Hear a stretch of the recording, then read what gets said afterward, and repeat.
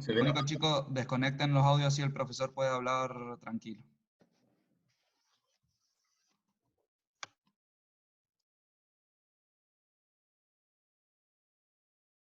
Bueno, vamos a continuar. Espero que estemos la mayoría, sí. Entonces, hay distintos tipos de decúbito y en estos decúbitos el paciente puede estar activo, puede estar pasivo, puede estar indiferente obligado, ¿sí? Entonces vamos a ver algunas enfermedades que hacen que nosotros adoptemos distintos decúbitos. Perdón, me está faltando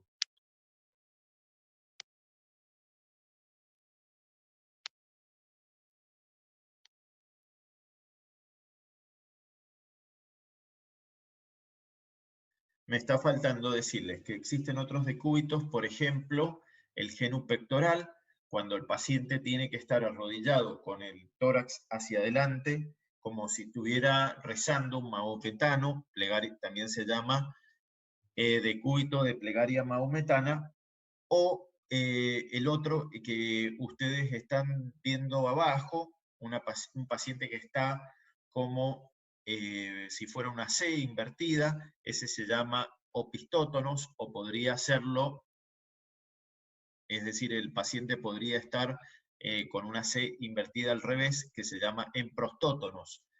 Estos se dan generalmente en el tétanos. En la enfermedad del tétanos, el paciente se empieza a doblar así por la contracción muscular de los músculos posteriores, y lo que va a hacer es terminar fracturando la unión lumbosacra, ¿sí? Y el paciente va a fallecer, justamente va a terminar falleciendo por esta rigidez. ¿Ah?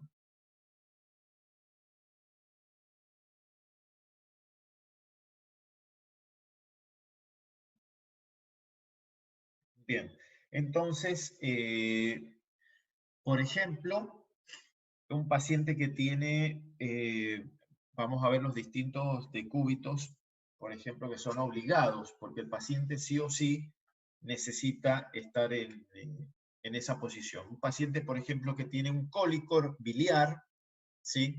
Tiene que sí o sí estar en decúbito dorsal. ¿Ah?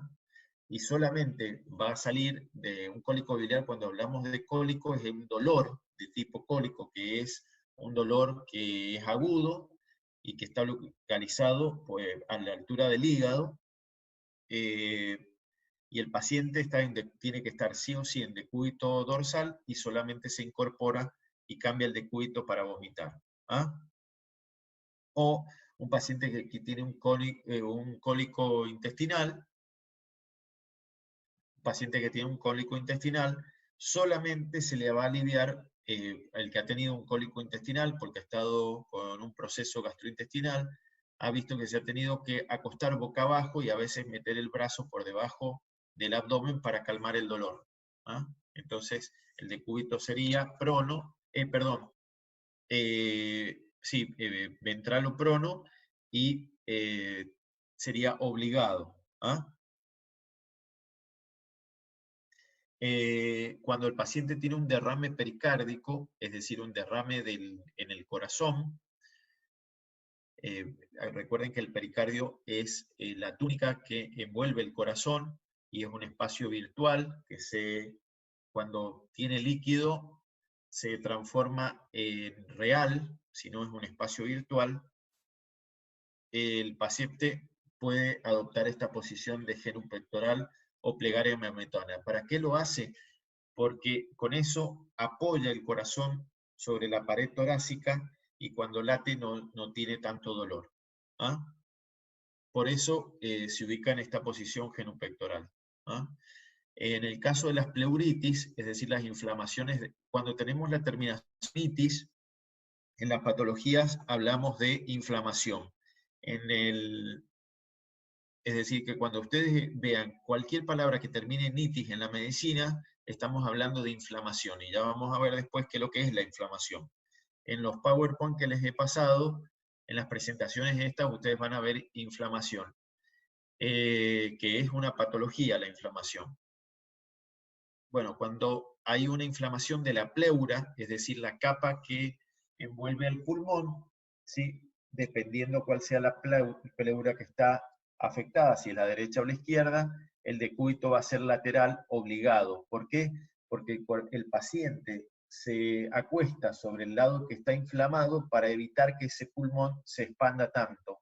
Entonces, al expandirse menos, el dolor es menor. ¿Ah? Que cuando se expande mucho.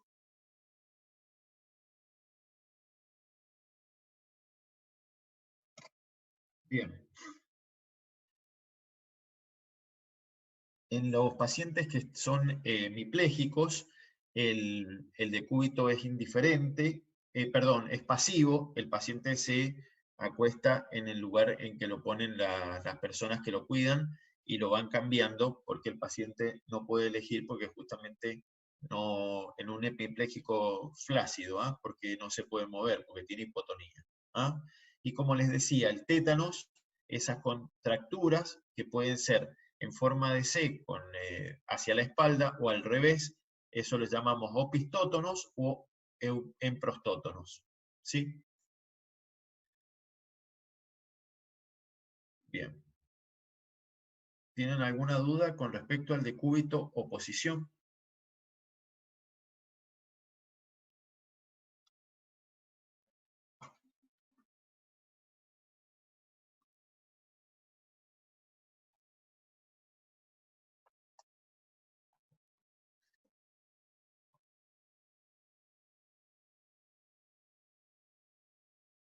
Bien, entonces seguimos.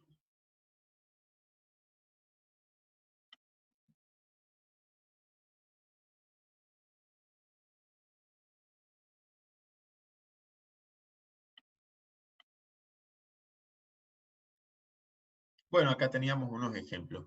Cólico biliar, el dorsal, peritonitis aguda, ventral, cólicos intestinales, lateral pleuritis, meningitis.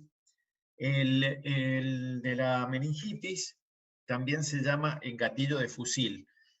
¿Cómo sería? Si ustedes lo pueden representar ahora mismo, una pierna extendida, otra pierna flexionada y un brazo elevado. Entonces eso les da la sensación de un gatillo de fusil. Por eso se llama así, posición en gatillo de fusil, y es típico de la meningitis. Y tiene que estar así porque esa es la posición que le da menos dolor. El ortopneico en la insuficiencia ventricular izquierda, es decir, que el corazón es insuficiente en sus dos cavidades, derecho o izquierdo. En este caso sería el de la izquierda. El genupectoral, derrame pericárdico, o el epistótonos, el tétanos. Vamos a pasar al próximo, a la próxima, dentro de la exploración del paciente, el próximo tema es la temperatura corporal.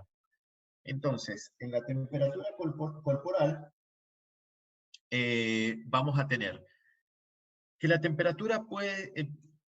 a ver, vamos de vuelta. En un sujeto normal, la temperatura axilar en promedio puede ser de aproximadamente 36,5. Mientras que la temperatura central, que es la que se toma en la boca o la que se toma en el ano, es de 37 grados centígrados y es mucho más efectiva que la temperatura axilar. Lo que pasa es que a veces por la incomodidad que le puede ocasionar al paciente, generalmente se toma la temperatura periférica.